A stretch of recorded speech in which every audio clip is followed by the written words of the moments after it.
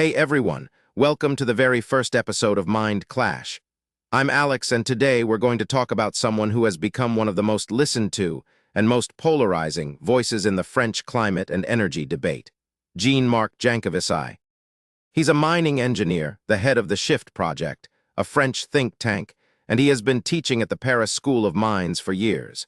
His lectures have basically become the reference for anyone in France who wants to understand energy and climate from first principles. 16 hours of content that almost no one has time to watch. So I brought in someone who actually did the homework. Mark, welcome. Before we dive in, what hit you first when you started going through these lectures? Thanks, Alex. The first thing that hit me is that Jancovici never talks about energy in isolation. For him, energy is the physical substrate of every civilization. When he says civilization, he literally means the ability of a society to transform its environment to meet its needs. And that's what makes his lectures different from a regular econ class or a physics class. He bridges thermodynamics, economics, geopolitics, and everyday life. And he does it with one rule: never leave the physical framework. When you reason about energy, you reason in flows of matter, not in euros. Okay, so thermodynamics of civilization. What does that actually mean in practice? The first lecture is called Energy, and Jancovici opens with a statistic that should stop you cold. Even today, the final energy consumed in France and more broadly across the OECD is still mostly fossil. Oil, gas, coal. Nuclear and renewables, despite all the talk, are still secondary in the final energy mix. And there's a line near the end of that first lecture that stuck with me, almost like a maxim. He says, "This is the charm of a finite world. You cannot keep having more and more forever. The idea that you can grow infinitely on a finite planet is physically impossible." So right from lecture 1, he sets the stage.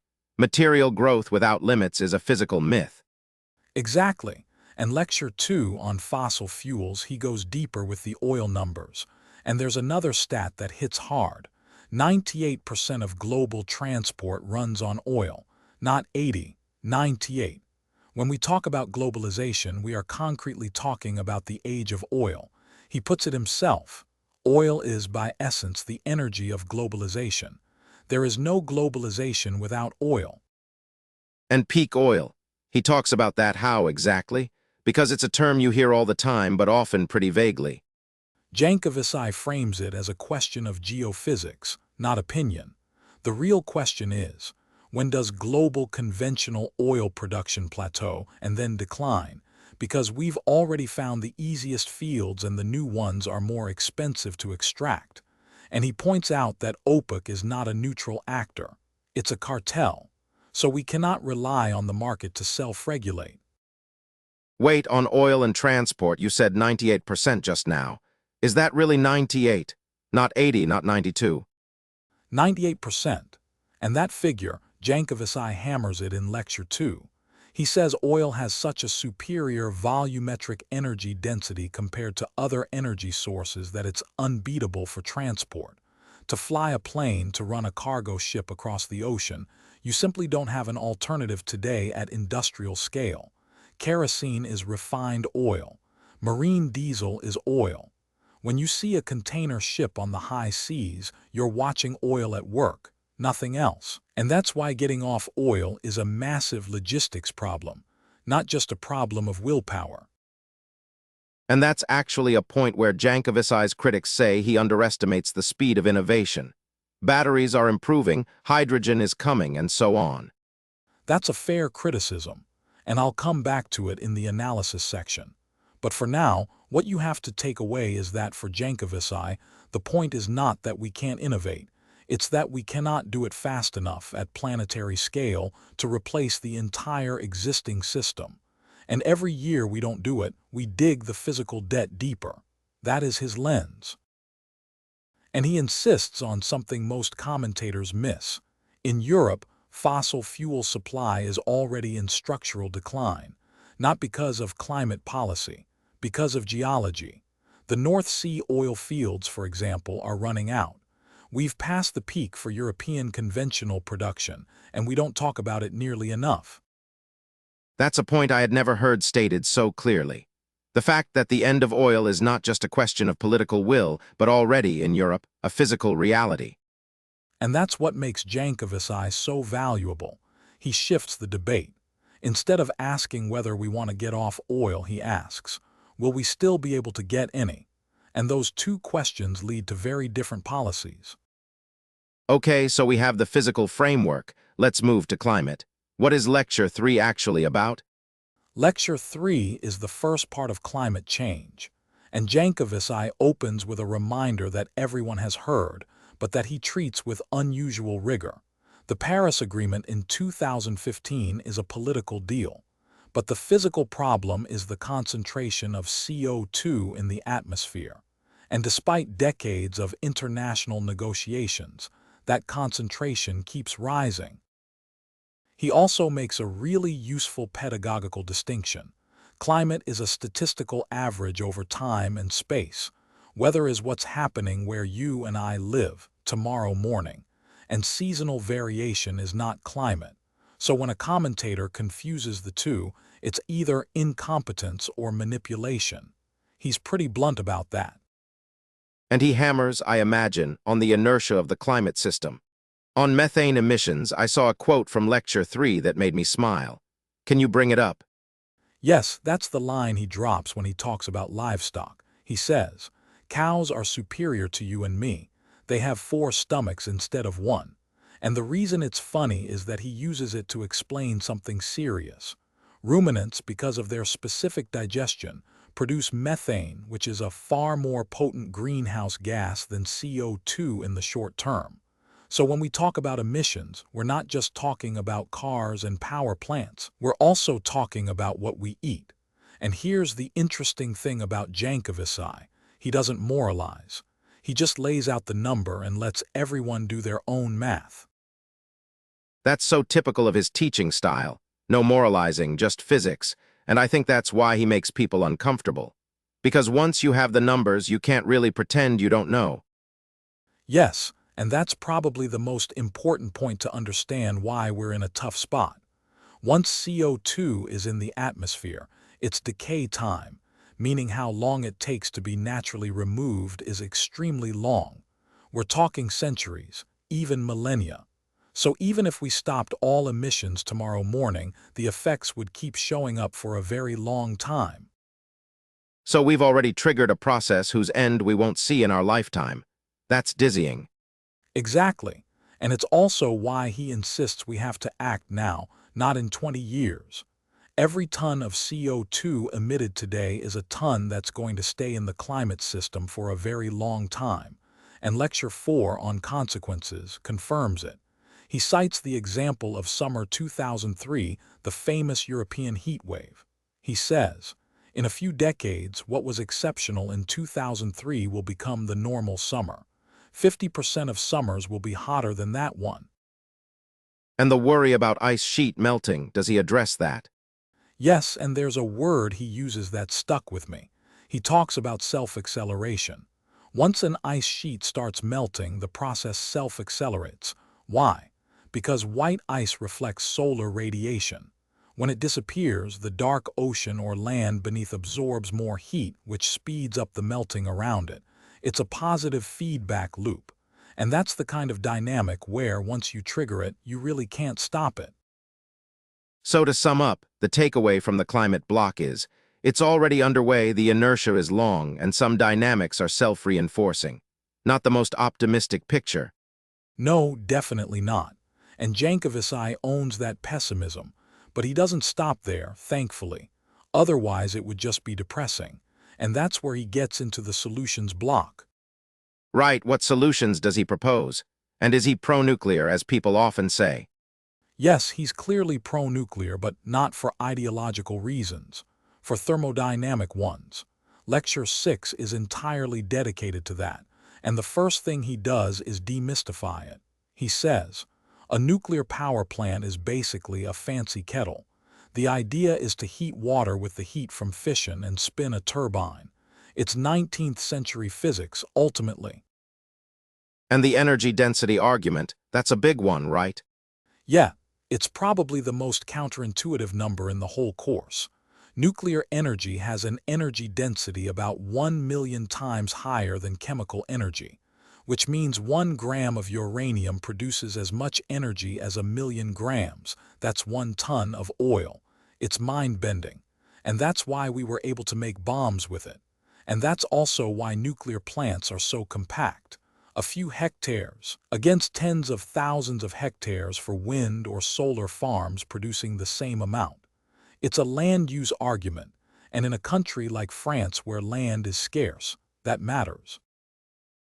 And France specifically, it's a special case. We're one of the most nuclearized countries in the world. How does Jancovici see that? For him, it's a huge historical advantage, not a problem. A lot of his German or Italian colleagues see nuclear as too expensive, too risky, too centralized. Jancovici flips those arguments. Too expensive. Look at the full cost, including externalities. Too risky. Compare it to the deaths from coal. Too centralized. That's exactly the point. You can produce massive amounts of power on a few sites. It fits the geography of the French grid perfectly. And he reminds us, and this is something we forget, that France didn't wait until the 2000s to take the CO2 question seriously. It invested massively in nuclear in the 1970s, back when climate wasn't yet mainstream. That's strategic foresight that's paying off today. And on nuclear waste, I'm guessing he has a strong position there too. And before we get to waste, I want to add something about efficiency, because there's a number that surprises people. The typical efficiency of the current nuclear fleet is around 1% or even less, which means we only exploit about 1% of the intrinsic energy in natural uranium. The rest is lost, which means there's an enormous room for improvement with fourth-generation reactors, where we're talking about much higher burn-up rates. And that's where Jancovici is optimistic. France has the skills to get there, we just need the political will. What's missing isn't the technology, it's the decision. And that's exactly where his critics say he's too techno-beat. That he underestimates delays, hidden costs, governance problems. That's a criticism you can hear, sure. And that's why you always have to put his arguments back in context. He's talking to mining engineering students, people who are actually going to work in these sectors. His technological optimism is targeted, not general. He doesn't say technology will solve everything. He says that for specific problems, we have the technical solutions and it's criminal not to use them. That's more modest than some commentators make it sound. Oh yes, and that's a quote that comes up a lot. He says, "Nuclear waste to date has killed 0 people. Absolutely no one has died. And you have to compare that with other energy industries. Coal mining alone kills hundreds of thousands through accidents and respiratory disease. Hydroelectric dams have their disasters. Solar is less deadly, but it needs rare materials with questionable extraction conditions. So yes, nuclear has a long-term management problem, but compared to the real alternatives, it's one of the least lethal options we have." And renewables, what does he think of them? Because we often set up the two as if it's one or the other. That's exactly the thing. Lecture 7, which is entirely on renewables, is really interesting because it's both technical and critical. There's this line that made me smile. At night, by definition, there's no sun. He says that to highlight the obvious physical fact we tend to forget. Renewables are intermittent by nature. Solar works during the day. Wind works when the wind blows. And the power of a wind turbine varies with the cube of wind speed, which makes its output very irregular. But the important thing is that he doesn't demonize renewables. He says they're one piece of the puzzle, not the silver bullet. The ideal mix, in his view, is nuclear for the baseload, renewables to complement, sobriety to reduce demand, and efficiency to use energy better. All 4 together. None of these 4 alone is enough. And sobriety, how does he define it exactly? Because it's a word that scares people. You often hear that it means going back to oil lamps.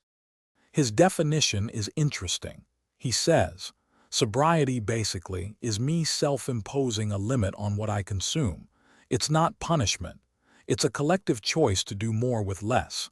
And politically, it's probably the hardest pillar to put in place because it requires democratic buy-in, not just a technological innovation. And that touches on a delicate point. He says somewhere in Lecture 5 a sentence that stuck with me about democracy. Yes, he says, a democracy is a bottom-up system, or more precisely, an inverted pyramid. What he means is that in a democracy, power flows from the bottom upward. So if we want political decision-makers to take the physical constraint seriously, citizens at the bottom have to understand it and carry it. Otherwise, it won't happen. And that's actually why he teaches these courses. His pedagogy is a political act in the original sense.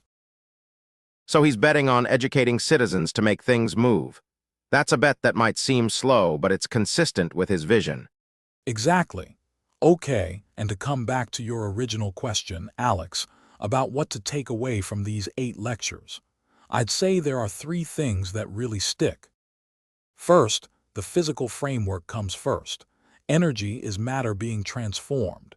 You can't have infinite material growth on a finite planet. That's a starting point you have to accept if you want to have a serious discussion. Second, climate inertia is our worst enemy. What we've already emitted will stay in the system for centuries. So we're in a race against time, but a race where we won't see the finish line. We're acting for future generations, not for ourselves.